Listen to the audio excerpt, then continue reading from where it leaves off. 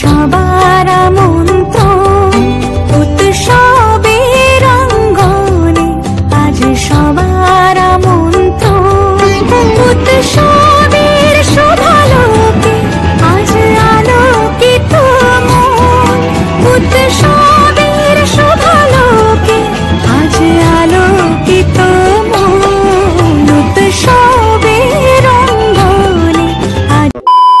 Hello বন্ধুরা, কেমন আছো সবাই? আশা করছি সবাই ভালো আছো, সুস্থ আছো। আমিও কিন্তু ভালো আছি। আমার নতুন একটা ভিডিওতে তোমাদের সবাইকে জানাই অনেক ওয়েলকাম এবং অনেক ভালোবাসা।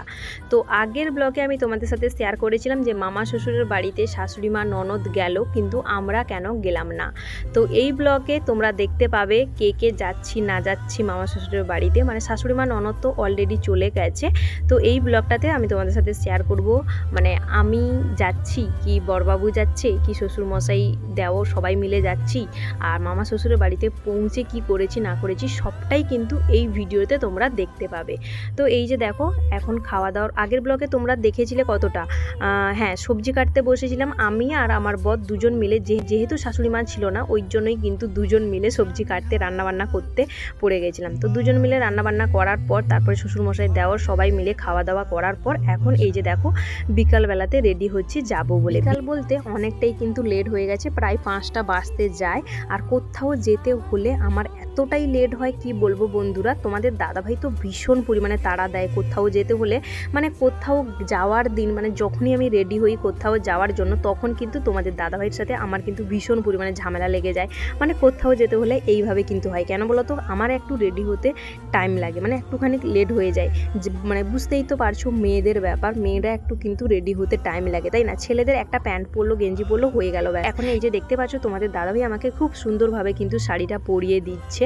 আর সত্যি বলতে কি বলতো, এই জিনিসগুলো যে তোমরা এখন দেখতে পাচ্ছ না, এই জিনিসগুলো যদি আমি বাড়িতে থাকতাম তখন কিন্তু কখনোই সম্ভব হতো না। কেন বলতো, যখন আমরা একসঙ্গে থাকি, মানে কোয়ার্টারে যখন একসঙ্গে থাকি, থাকতে থাকতে কিন্তু তোমাদের দাদাভাইও কিন্তু এই জিনিসগুলো শিখে গেছে যে কোথাও রেডি হলে না ওই কিন্তু আমাকে শাড়ি পরিয়ে দেয়, শাড়ি পরাতে হেল্প করে।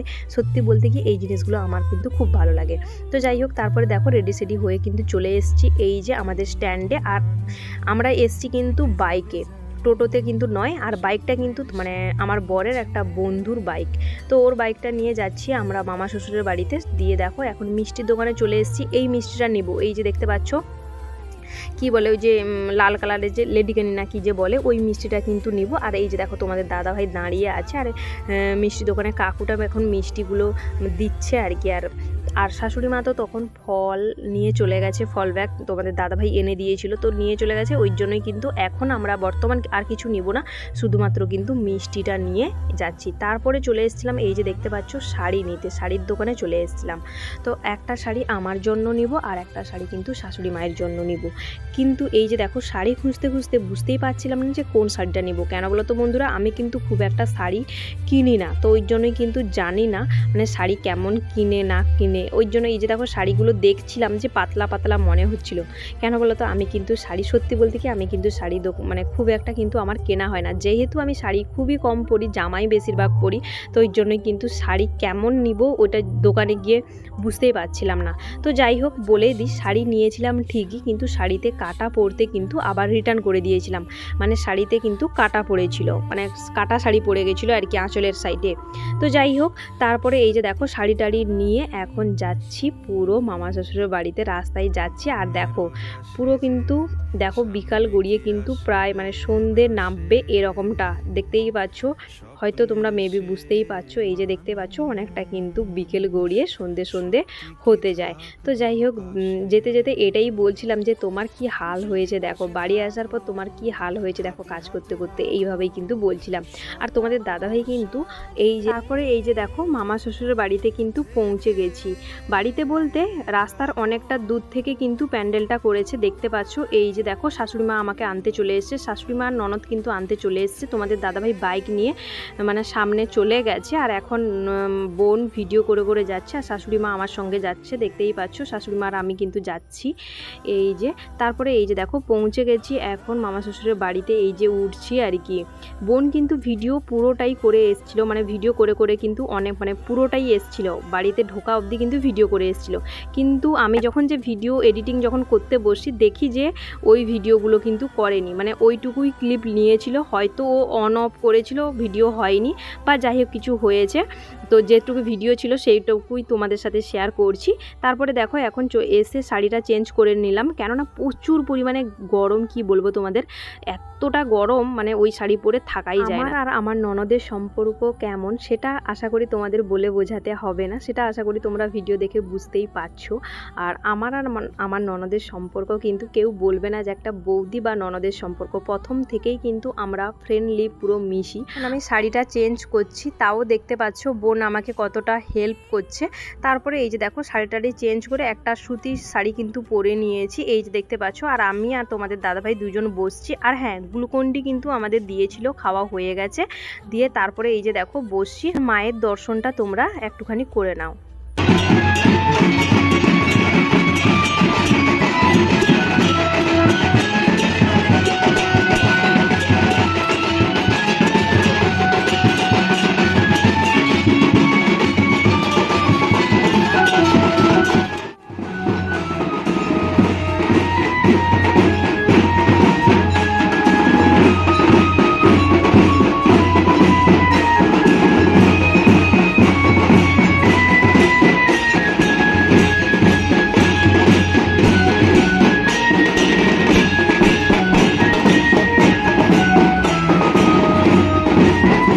শ্বশুরের বাড়িতে গিয়ে শাশুড়ি বৌমার তুমুল নাচ দেখে সবাই অবাক।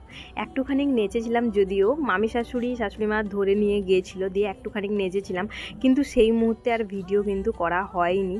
তো সম্ভবত ভেবেছিলাম হয়তো ভিডিও বানাবো, দুজন নাচ করব, কিন্তু সেটা আর হয়ে ওঠেনি, ভিডিও করাও হয়নি। আর যখনই নাচছিলাম তখন কিন্তু কেউ ভিডিও করে দেয়নি, কারণ ফোনটা আমার তখন সেই মুহূর্তে কিন্তু আমার হাতে ছিল। তো একটুখানি জাস্ট ক্লিপ নিয়েছিলাম যখন আমাকে নিয়ে গেছিলো, তারপরে যখন আমি বেরিয়ে এসেছিলাম সেই ক্লিপটা একটুখানি আমার মানে বোন বানিয়ে দিয়েছিল আর কি। আর এত ভিড় দেখতেই পাচ্ছ, এত ভিড়ের মধ্যে কি ভিডিও বানাবো, আমি তো ফোন উঁচু করে ধরতেই আমাকে যেন দেখা যাচ্ছে না, আমি কি ভিডিও বানাবো। তাছাড়া কেউ ভিডিও কে বানিয়ে দিবে। বোনকে যখন সবাই নাচার জন্য টানাটানি করছিল তখন কিন্তু বোন ভেতরে পালিয়ে গেছিলো, মানে বোন ভেতরে চলে গেছিলো আর কি। আর তখন আমাকে এই যে দেখতে পাচ্ছ, আমি এখন মানে আমাকে নিয়ে গেছিলো ভেতরে নাচার জন্য, আমি কিন্তু নাচিনি। সত্যি বলতে কি বলো তো, আমি নাচি হ্যাঁ ঠিক আছে, কিন্তু সবার সঙ্গে এভাবে কিন্তু আমি কোনো দিনও কিন্তু নাচতে পারি না, কেমন একটা যেন আমার লাগে, তো ওই জন্যই কিন্তু নাচিনি। তারপরে চলে এসেছিলাম, আমাকে নিয়ে গেছিলো নাচার জন্য আর কি, নাচতে পারিনি। তো এইটুকু ক্লিপ বোন নিয়েছিল, সেটাই তোমাদের সাথে শেয়ার করে দিলাম। হ্যাঁ, একটুখানি শাশুড়ি মা মামি শাশুড়ি মানে নেচেছিল, তবে সেই ক্লিপটা কিন্তু নেওয়া হয়নি। তো যাই হোক, এখন আমি তোমাদের সাথে শেয়ার করি মামা শ্বশুরের ঘরে পুজোর দিন দেখে ছুটি এলাম এবারই, মানে মামা শ্বশুরের ঘরে পুজোর যে ডেটটা দেখেই কিন্তু আমরা এবারই ছুটিতে এসেছি। কিন্তু কেন এসেছি সেটাই এখন আমি তোমাদের সাথে শেয়ার করব। তো আমাদের ছুটি আসার কথা ছিল কিন্তু মার্চে, মানে এর আগে মানে এপ্রিলে আমরা ছুটিতে এসেছি, কিন্তু আমাদের আসার কথা ছিল মার্চে। তো মার্চে আমরা মানে আমাদের আসার প্রোগ্রাম ছিল, তারপরে আমরা আবার ছুটি পিছিয়ে কিন্তু আমরা পরে এসেছি, মানে মামা শ্বশুরের বাড়ির ডেটটা দেখেই কিন্তু পুজোর ডেটটা দেখেই কিন্তু আমরা এসেছি। কেননা শাশুড়ি মা ফোন করে বলেছিল একবার যে মামা শ্বশুরের ঘরে নাকি এইবারই পুজো পড়েছে, তো পুজোতে নাকি আমার বরের মানে তোমাদের দাদা ভাইয়ের নাকি মানসিক আছে, তো ওই মানসিকটা শোধ করবে, ওই জন্যই কিন্তু আমাদের এই ডেট দেখেই ছুটিতে আসা। মানসিক বলতে বোম গাছ আছে। তো আমাদের এখানকার যাদের মানে যারা আছো আমার ভিডিও দেখো, তারা তো মেবি বুঝতে পারবে যে বোম গাছ বলতে কি বোঝাতে চাইছি। অনেকে আবার আমি যখন ওইখানে কোয়ার্টারে ছিলাম, বোম গাছ বলতে কিন্তু অনেকে বুঝতে পারেনি যে বোম গাছটা কী বা কেমন। তো বোম ফাটানোটাকে হচ্ছে এটা একটা মানসিক স্রোত হয় আর কি, মানে এটা একটা মানসিক অনেকে করে থাকে। তো যাই হোক, ওইটা আছে বলেই কিন্তু এবারে ছুটিতে আসা, ওই দিন দেখে শাশুড়িমা বলে দিয়েছিল যে এই দিন দেখে আসার জন্য। আর এখন এই যে দেখতে পাচ্ছ আমার শাশুড়িমা তুমুল নাচ করছে, এই যে দেখতে পাচ্ছ, ওই যে আমার শাশুড়িমা দেখতেই পাচ্ছ, ও শাশুড়ি মা এখন তুমুল কেমনভাবে নাচ করছে দেখতেই পাচ্ছো। এই যে সবাই এখন এইভাবে ধরে ধরে নাচছে আর কি, আমার শাশুড়ি মাকে ধরে ধরে নাচ। চলো বন্ধুরা, এখন দেখতেই পাচ্ছো এই ভিডিও আমি যে কি বানাবো খুঁজেই পাইনি, শুধু এই নাচানাচি কিন্তু চলছিল। তো যাই হোক, কেমন লাগলো ভিডিওটা অবশ্যই তোমরা কমেন্টে জানিও।